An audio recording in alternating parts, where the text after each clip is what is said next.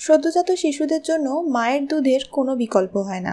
তবে অনেক সময় দেখা যায় মায়ের গর্ভাবস্থার সময় ঠিকমতো না খেতে পাওয়ার কারণে শিশুর জন্মের পর সঠিক পরিমাণ দুধ পাওয়া যাচ্ছে না, যার ফলে সদ্যজাত শিশুকে খাওয়াতে হয় বাজার থেকে কিনে আনা ইনফ্যান্ট মিল্কগুলো।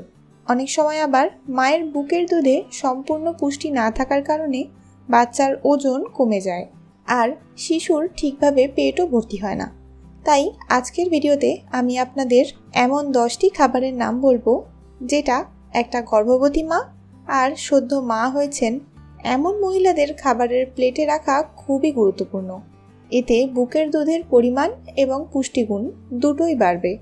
তাহলে বন্ধুরা দেখতে থাকুন পুরো ভিডিওটা, আর এই চ্যানেলে এক্ষুনি একটা সাবস্ক্রাইব করে নিন যাতে এরকম টিপস আর টোটকার ভিডিও আপনারা রোজ পেয়ে যান। পাশে থাকা নোটিফিকেশন বেলটা ক্লিক করে অল করে রাখুন যাতে আমার ভিডিও আপনি সবার আগে পান।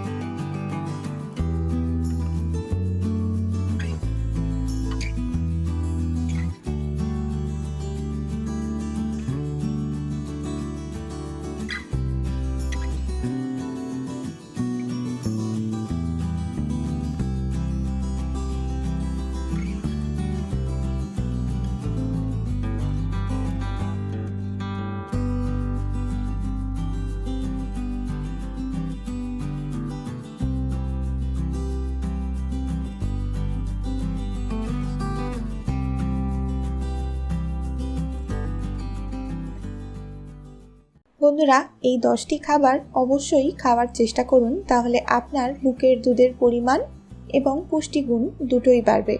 তবে এই খাবারগুলোর মধ্যে যদি আপনার ডাক্তার আপনাকে কোনোটা খেতে বারণ করে তাহলে অবশ্যই সেটাকে ইগনোর করুন।